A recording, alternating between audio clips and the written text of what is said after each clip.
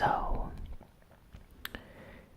the classic last generation game, LA Noire, a fantastic game developed by Rockstar Games, is going to be ported to modern generation systems. Apparently, Rockstar Games is porting LA Noire to the Xbox One, PlayStation 4, and this came as a surprise, Nintendo Switch. They are apparently going to be making a special version for the Switch that is going to have touchscreen capabilities and other adjustments and enhancements for the handheld version of the game. So, I'm really looking forward to playing this game. It comes out later this year, so this is a very special announcement. It just came out of nowhere, and no one was expecting this. I've seen some posts online hoping that they do the exact same thing with Red Dead Redemption, the original game, and possibly port it to the Nintendo Switch as well. That would be really awesome if they did that.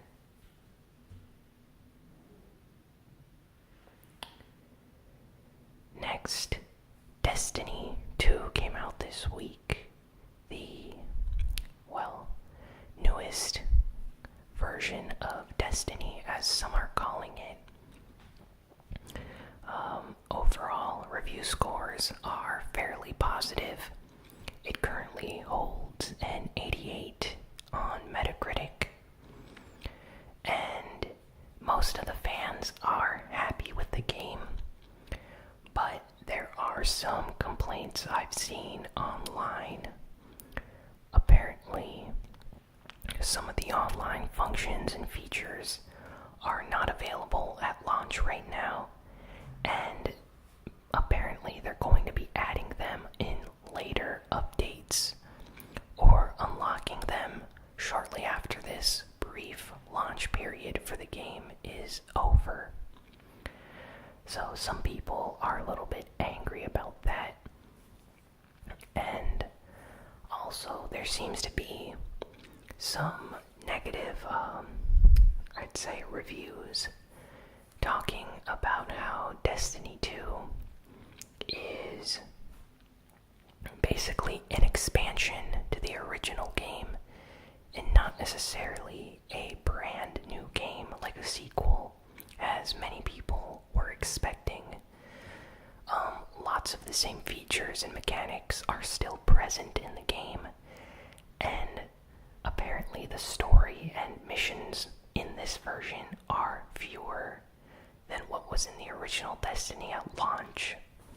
Now, I haven't played it yet, so I don't know if these things are true, but I can certainly understand why some people are disappointed.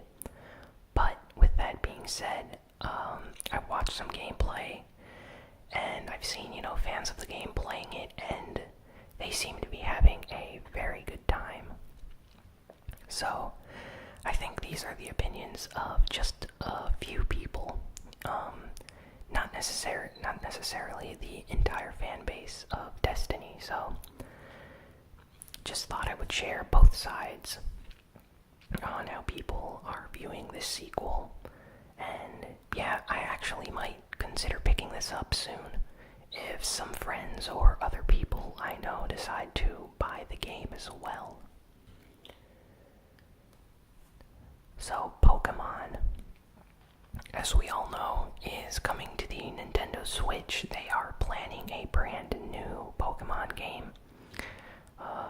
One of the main series Pokemon games to come out for the Switch sometime in the future.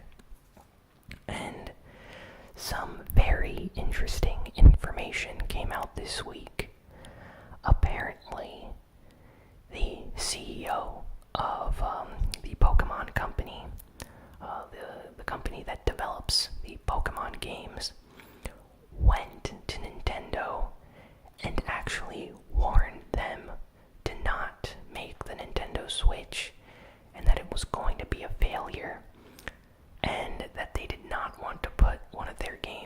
system that would fail.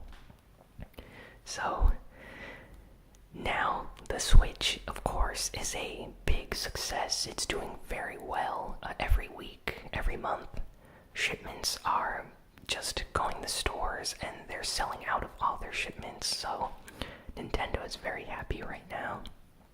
And as we saw at E3 a few months ago, the Pokemon Company backpedaled on this statement they just made that we discovered this week, and quickly went to announce the development of a new game because they wanted to, jump on board the hype train, as you might want to call it. But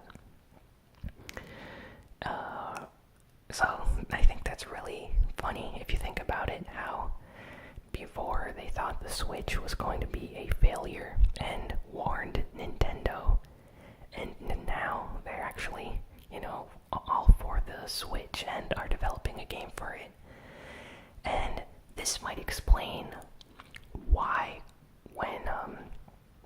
when they talked about the game at E3, it seemed like they were completely unprepared. It was probably because they just decided recently on development for the Switch version of a Pokemon game, so it's more than likely that they did not have a lot of hope for the system. So when it started selling extremely well, they were, shocked by this and decided to backpedal on their statement and, start developing games for the system. So I'm really happy to see, Pokemon games on the Switch. I hope they sell extremely well, as they always do. And a new Pokemon game is going to do wonders for the system. I bet lots of people are still waiting on picking one up until Pokemon comes out, so this is going to be a big deal once a new game comes out, so really happy about that. So, Suda51 clarified this week on some stuff regarding No More Heroes 3, or as its official name is, Travis Strikes Again. So, everyone took this new game announcement as being a new No More Heroes game, like a sequel to No More Heroes 2. But Suda51 clarified that this new game in the series is actually a game that takes place between the first game and the second game. So it's not No More Heroes 3. And additionally, he said that in the future, he's planning on making No More Heroes 3, but this is not that game. So, this is the third game in the No More Heroes series. It's a, canon game, but it's not No More Heroes 3. It's like a spin-off title that takes place between the two games that's still official canon for the series. So, it's a little bit confusing, but honestly, I'm still happy we're getting a new game featuring Travis Touchdown. I think he's a great video game character, really funny. And Suda51 is just a man with a lot of vision for his games. So I really enjoy everything he does. Even games that don't review very well still have some of his unique charm in them if he's involved with the game. So, new games were announced for the Nintendo Switch this week. Mostly indie games. The same people that brought the Binding of Isaac Afterbirth Plus and Cave Story Plus to the Nintendo Switch are bringing 1001 Spikes, which is a really hard, difficult platforming game that I have on the 3DS. It's coming to the Switch. And the classic indie game, VVV, a game that's basically the letter V 6 times. That's a great game, and it's coming out for the Nintendo Switch sometime later, so I actually might pick that game up. I love to own it for every system that it's on. Such a fun game. So, Nintendo Switch fans are happy about that, and they also teased some games for the future as well. They haven't given any names for these unannounced titles, so we don't know what they are, but they're more than likely going to be other indie games, just like these ones, so can't wait for those. Resident Evil Gold Edition. The 7th Resident Evil game is getting a Gold Edition, similar to how Resident Evil 5, a few years after launch, got a special Gold Edition, which basically had all the updates and DLC and updated mechanics added to the game. So, Resident Evil 7 Gold Edition is coming to PS4, Xbox One, and PC, and will feature all the updates and DLC and stuff included in the price of just this copy of the game, so that's really nice for people that did not pick up RE7 at launch and were waiting for a version to come out with all the DLC and updates and stuff. So that's really nice. And speaking of Resident Evil Revelations 1 and 2 are coming to the Nintendo Switch on November 28th. So that's really awesome. People are going to be able to play RE Revelations 1 and 2 on the Switch, as a handheld system. That's going to be fantastic, to play in the car or on the bus or taxi or train, airplane. If you're outside, sitting on a park bench and playing a great game like RE Revelations, that's going to be awesome. So I'm actually thinking of picking Resident Evil Revelations again. I already have it for the 3DS, but I haven't played Resident Evil Revelations 2, so this might be a good way to play both versions of these games on one system, so I might consider picking this up. And Nintendo Switch fans are very happy about this, and so am I. Tempest. So, as you all may have heard in a few weeks ago, I talked about this in one video, but Tempest, the classic arcade game Tempest, is being remade in HD with new graphics, new visuals, new music. It's being called Tempest 4000, and it's coming out sometime in the future. There's no release date yet or anything, but we just got some new screenshots of how the game looks, and it looks amazing. It looks basically like an updated version of Tempest. Now, I've played classic arcade games on a few occasions, and Tempest, along with Galaga and some other games, are actually some of my favorites. So, Tempest, just being able to purchase a version for console that has, redone visuals and music and graphics is going to be fantastic. So, I'm really looking forward to this. It's always nice to appreciate classic games and possibly, rejuvenate them by adding new features and new mechanics and updated visuals for a new generation of gamers. So I'm all for that.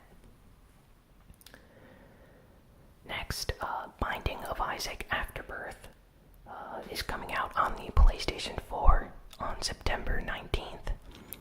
This was announced a while ago, but we haven't received no confirmation for a release date, so now we have one, and fans of the Binding of Isaac game are very excited about this. The game is going to cost $39.99, so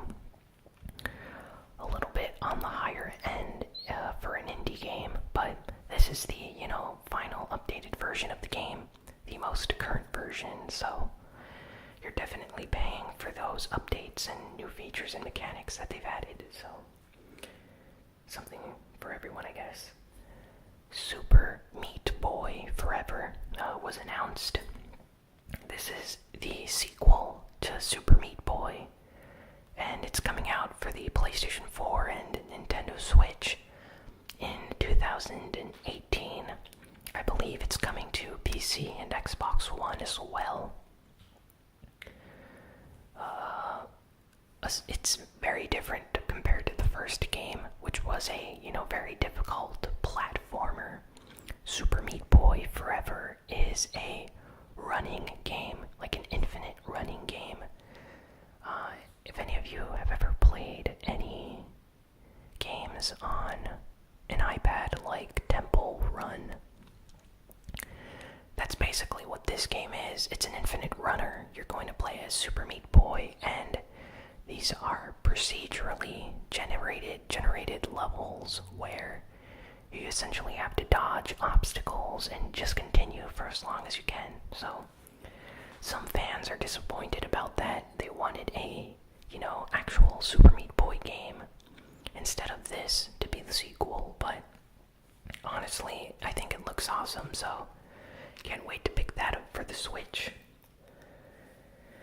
And Secret of Mana received some new updates this week on the development of the game, and basically Square Enix revealed some screenshots as well as gameplay for the game. So fans are extremely happy about these new updates. The gameplay update that they released is essentially 10 minutes of gameplay footage. As you can see here, the game looks really nice. Very different from the original Secret of Mana, but it still looks really nice. I think the art style is definitely different, but I think it looks fair enough, for a $39.99 HD remaster or whatever coming to PS4. And the screenshots look good as well. As a fan of the original Secret of Mana, I'm actually a little disappointed that this is not an HD version of the, 16-bit sprite art that the original had. This is a 3D remake, but I'm gonna still buy the game. I really like Square Enix games, and Secret of Mana is a classic for the Super Nintendo, so it's a must-have. And I'm really looking forward to this remake. CD Projekt Red, some of my favorite developers, are celebrating the 10-year anniversary for the Witcher series. And yeah, they released a video thanking the fans and everything, celebrating this 10-year anniversary. You should check it out. It's on YouTube, I think on their official channel. And yeah, it's really nice. I can't believe it's been 10 years that The Witcher has been around. It feels like just yesterday that the first game came out on PC, and everyone was really excited about downloading that. And when the sequel came out, it was on the Xbox 360, and that definitely helped with sales. I remember a lot of people picking that game up when it came out. And lastly, Sony revealed some new DualShock 4 controllers for the PlayStation 4. Some new colors. Apparently there is a crystal red, a crystal blue, a crystal steel, and black, and midnight blue DualShock color SKUs out right now, or variations of the DualShock controller. So if any of you have a DualShock that maybe is not responsive or not working that well, and you need to buy a replacement, maybe you should consider picking one of these new DualShock controllers up. I'm actually really interested in the crystal blue DualShock controller. I think it looks really awesome. I always always liked that color for a controller, and I think it looks really nice. The midnight blue DualShock controller also looks pretty awesome, so I just want them all. I really like the colors that Sony uses for their controllers, especially their special ones. So I'll try to pick one of these up, hopefully, if I find them in stores. I don't think I'm going to pre-order it or anything. Well, that's it for this week. Thanks for listening or watching. Please be sure to like, comment, share, and subscribe. And yeah, follow me on VidMe. That's vid.me/ASMR Gaming. And follow me on Twitter at ASMR Gaming News. And yeah, just thanks for supporting the channel, watching my videos. You know, I do this for you guys, essentially. And I really appreciate all your comments and stuff, so thanks for that, and I will see you all next week. So long,